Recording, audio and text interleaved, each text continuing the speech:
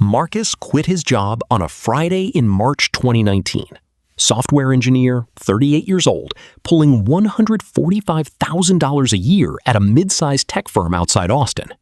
He walked out with $340,000 in a dedicated career break fund, separate from his retirement accounts, separate from his emergency fund.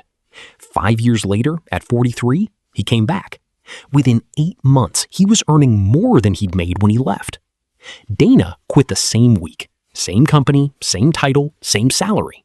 She had about $60,000 saved, which felt like more than enough. She came back at 43 too. Except Dana spent the next 6 years trying to undo the financial damage of 5 years off.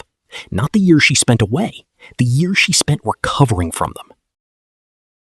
Same decision, same city, completely different math. Most people ask one question before a career break. Do I have enough to get through it? That's the wrong question. The right one is, do I have enough to survive what comes after?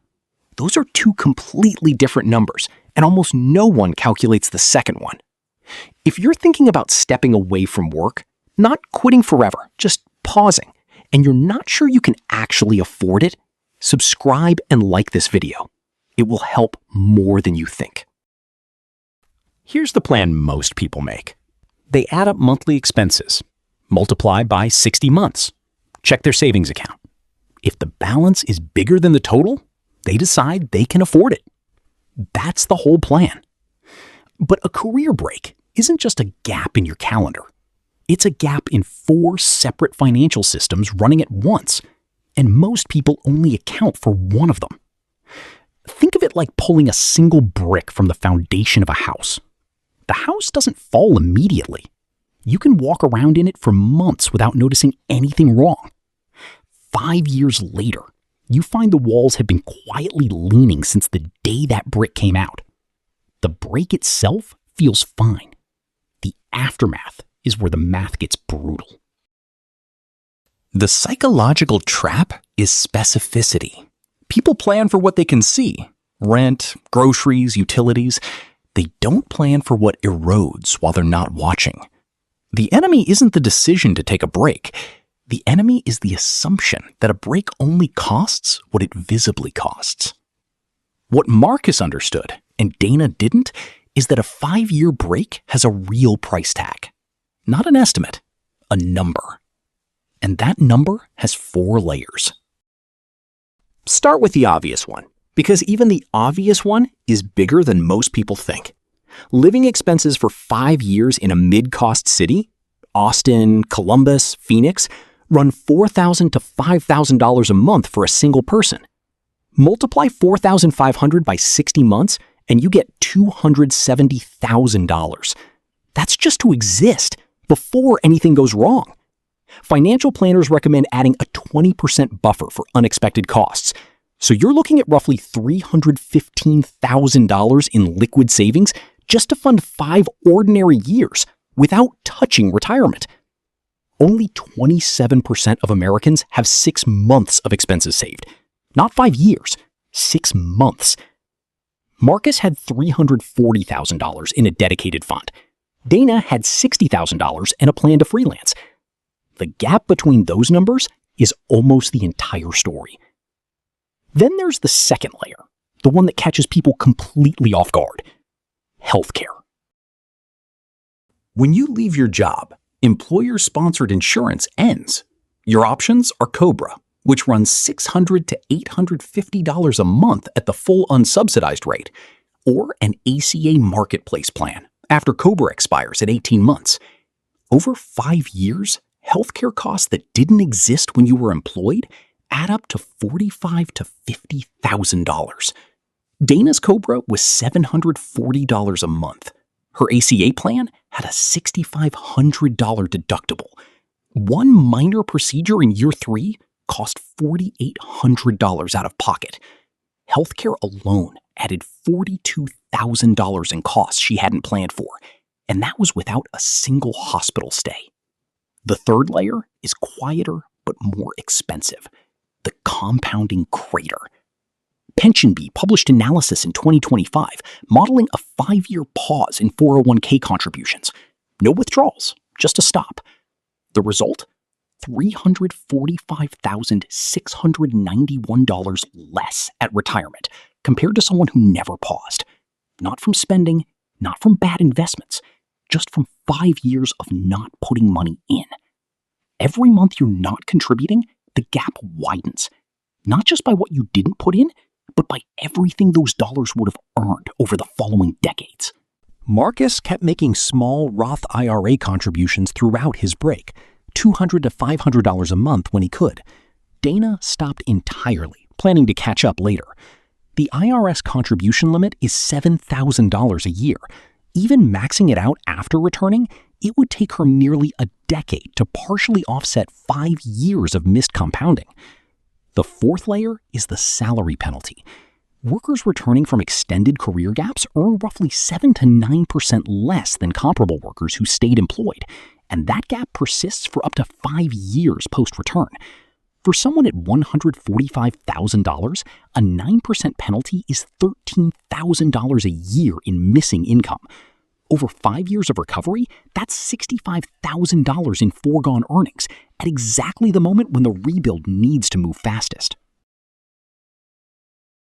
Marcus came back with a portfolio of real projects from his break, things he could point to in interviews. He wasn't explaining a gap, he was explaining what he did with 5 years of freedom. Dana came back apologetically, took a role 11% below her last salary just to get back in. Added up, living expenses, healthcare, the compounding crater, the salary penalty. The real cost of a 5-year career break lands between $550,000 and $700,000 in combined lost savings and foregone income. Dana's total, when she finally ran the full calculation at 45, was roughly $617,000. She had budgeted for 1 layer and encountered 4. The failure doesn't happen during the break. The break usually goes fine. The failure happens about 6 months after they come back. That's when the real math lands for the first time. The retirement account is smaller than it should be. Not because they spent it, but because it sat still while everything else moved. The first salary offer is below where they left. The new savings rate means it'll take until 58, maybe 60, before their financial picture looks like it would have at 45 if they'd kept working. The career break that was supposed to buy freedom becomes the thing that costs them freedom for the next 15 years. Dana hit this wall at 44. Between the compounding gap, the salary penalty, and the healthcare spending, she was 8 years behind where she would have been if she'd waited 2 more years to quit. Not 5 years behind, 8. Because the penalty compounds in the same direction the savings would have. This is the false baseline trap. You calculate what you need based on what you currently have, instead of what the break will actually cost across all 4 layers. Dana's math was $60,000 divided by $3,500 a month equals 17 months. I'll freelance the rest. Her actual number was $475,000 to take a clean 5-year break and come back financially intact. The difference between $60,000 and $475,000 isn't a math error. It's a planning error. She asked the wrong question. The right question isn't, can I survive the break? The right question is, can I survive the break without spending the next decade recovering from it? Those are not the same question. There are 3 numbers you need before you walk out the door. Not 1, 3. The first is your break number. Living expenses times the length of the break plus a 20% buffer. For 5 years in a mid-cost city, that's $310,000 to $330,000. The buffer isn't optional. A break without one ends early, usually at the worst moment. Marcus's $340,000 was tight but clean. He never had to freelance to survive. He freelanced because he wanted to, which meant everything he built during those years was legitimate portfolio material, not desperate income. The second is your re-entry buffer, roughly $80,000 to $100,000 held separately, untouched during the break. When you come back and the first offer is 8% below where you left, this is what lets you negotiate instead of accept. A person with runway makes a different decision than a person without it. This isn't backup spending money. It's financial leverage for the return. The third is your compounding offset. 2 extra years of maximum Roth IRA contributions made before you quit, roughly $14,000, plus a commitment to resume full contributions within 3 months of returning, not gradually. Marcus preloaded his Roth, kept contributing small amounts throughout the break, and came back only $95,000 behind on retirement, not $345,000, because he'd offset most of the gap in advance. People who plan for all 3 and take a break almost always say it was worth it.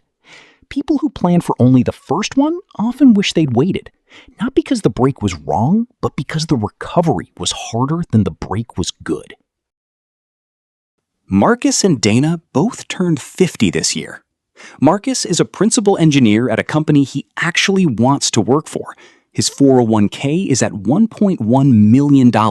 He takes 2 real vacations a year, not anxious ones, actual ones.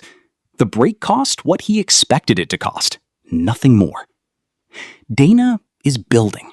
She's employed and healthy, but she'll be working until 62, maybe 65, instead of 58. The 8 years she lost to the recovery didn't disappear. They moved to the end of the timeline, past the part of life she was trying to protect. Same decision, same week, same company, same city. 1 number or 2. That's the whole difference. A career break isn't a luxury for people who can afford it. It's a decision with a price. The ones that go well are the ones where you knew the price before you paid it and saved for all 4 layers, not just the one you could see. Drop a comment with where you are in the process, planning, mid-break, or back and rebuilding. And if you want the same breakdown for 1 year and 3-year breaks, that video is coming. Subscribe so you don't miss it.